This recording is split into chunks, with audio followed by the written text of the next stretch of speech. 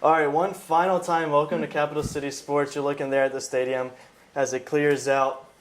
We're sitting here in front of that blown-out window, but I promise you it's back there. Sorry about all the difficulties and such. This is our final time. I promise we're going to go into the highlight, and then we'll be right back. And we'll talk about everything that happened. I'm Paul Critzman, joined by Alyssa Lang and Rixon Lane.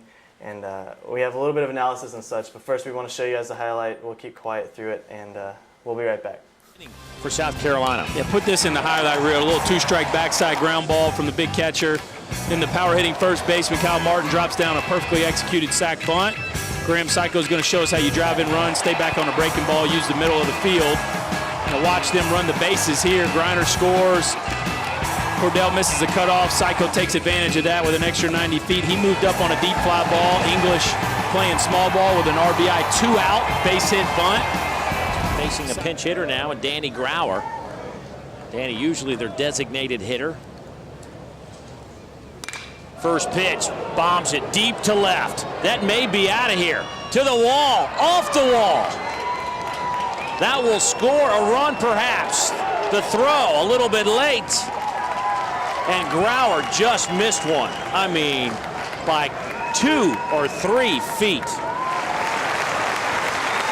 Really good change up there from Webb. Sizemore hunting a heater. Let's see if he goes back to that.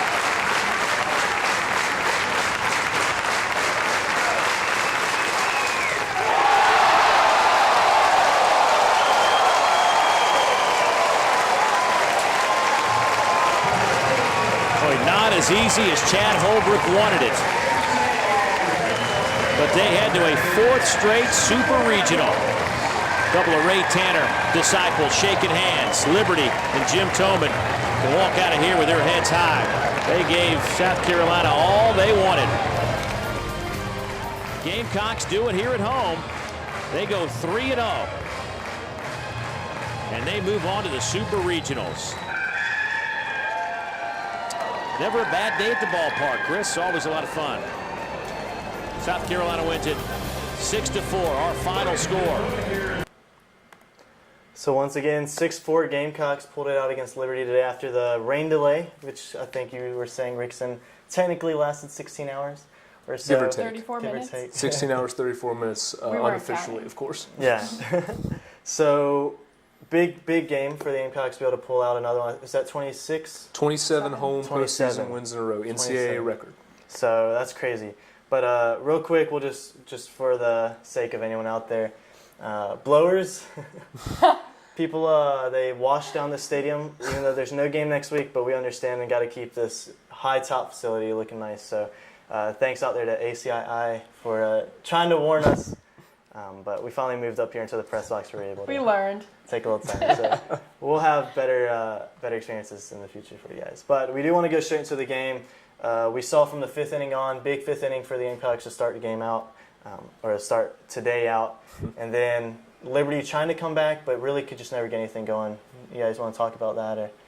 They were close. Yeah. I gotta say, we were all pretty nervous. They were really close, but Gamecocks, they can't lose in an easy, or they can't win in an easy way, right? No. They gotta make it hard. Yeah, that's sort of been their MO, and it was interesting that those first 2 runs in the 5th inning, they kind of seemed like it was going to put the game out of reach. And Jim Tolman's club at Liberty, they've been doing this all year, according to the guys that cover them, and it got a little too close for comfort for a lot of Gamecock fans at the end, but when you have a guy like Tyler Webb closing it out, you normally feel pretty good about your chances, and he came through again today. Yeah. And of course, Toman did say in the post-game presser he's one of the best closers in the country. No doubt. Of course, you saw that today, for sure. Not to mention the atmosphere, not as big of a crowd as the past few games. Monday afternoon, a little tough to get people out from work, but still a big crowd out there, very loud still even for the amount it was.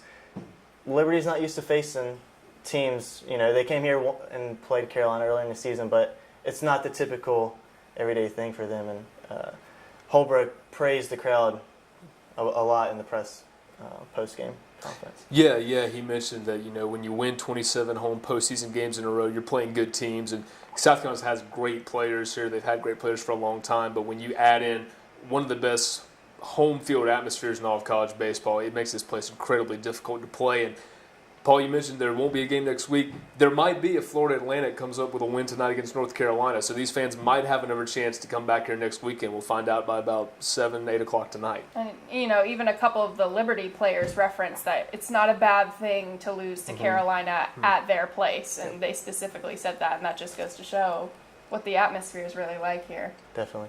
2 big players we want to talk about. Kyle Martin first. Let's talk about his performance. Came in for his defense at first base.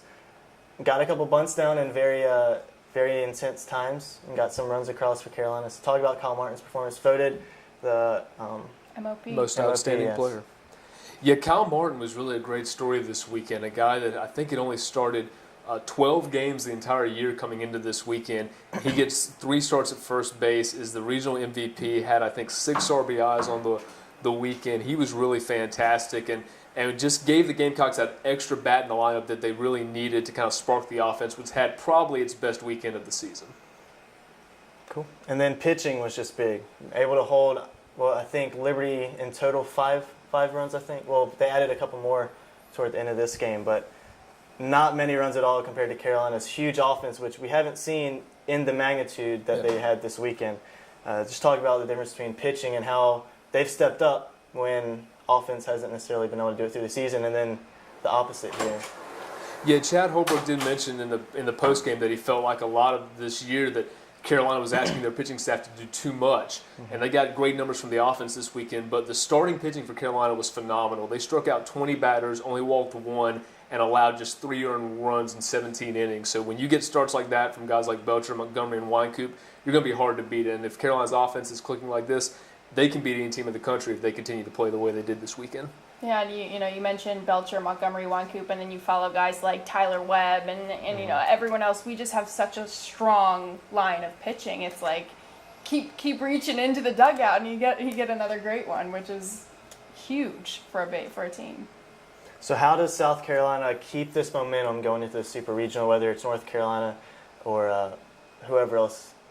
How do they keep this momentum, keep the bats going without losing throughout the week? Well, there's a saying in baseball that momentum is only as good as your next starting pitcher, and if that's the case in South Carolina, should feel very good about their chances because you're going to get Belcher in the first game, you'll get Montgomery in the second game, and if you survive those 2, then you've got a kid in Jack Wynkoop that can go for a potential Game 3. But for South Carolina, I think the biggest thing is to just stay relaxed and stay loose at the plate. Chad Holbrook talked about the energy of the team this weekend, said it was the best it's been all year. And I think that South Carolina, they play their best baseball come June, no matter what the head coach is, no matter what the roster is. They seem to turn it up in postseason play. And North Carolina is probably going to be the team they face. They're the best team in the country, but South Carolina is playing right now like a team that knows they can get to Omaha. And like Chad Holbrook said, they're 2 one-game winning streaks away from going back to the College World Series for the 4th year in a row. It's just so interesting to see a team like South Carolina and their regular season play versus their postseason play. And we see that with the 27-game win streak. But it's just, I think it comes down to, like you said, pitching, and then seeing guys like Tanner English and Graham Psycho step up with that energy that you just haven't seen from them this season yet. I think that's great, and fans are definitely noticing it, which helps too. Yeah. So final comments for the weekend. Any final glimpses that you want to put out there for the audience?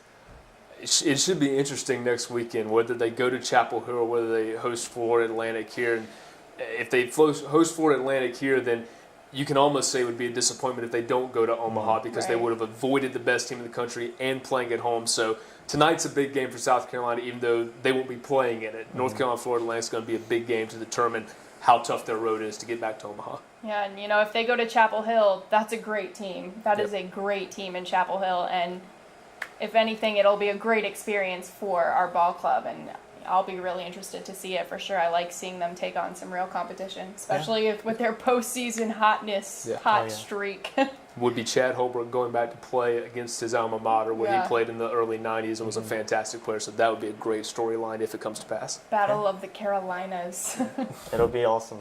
Well, we look forward to hopefully bringing you some of that coverage next week. If not, thank you for viewing throughout the season. We'll have summer things throughout. Anyway, we'll figure out some things we can do over. So thanks for tuning in to Capital City Sports. Check us out on Twitter. It's CCS on SGTV on Twitter. You can also go to sgtv.sc.edu and check out all of our shows and all of our programs. So once again, for Rixon and for Alyssa, thanks for tuning in. We'll see you guys hopefully next week. Hopefully here, but we'll see. I guess what happens after tonight. We'll see how it works out. We'll see you guys later.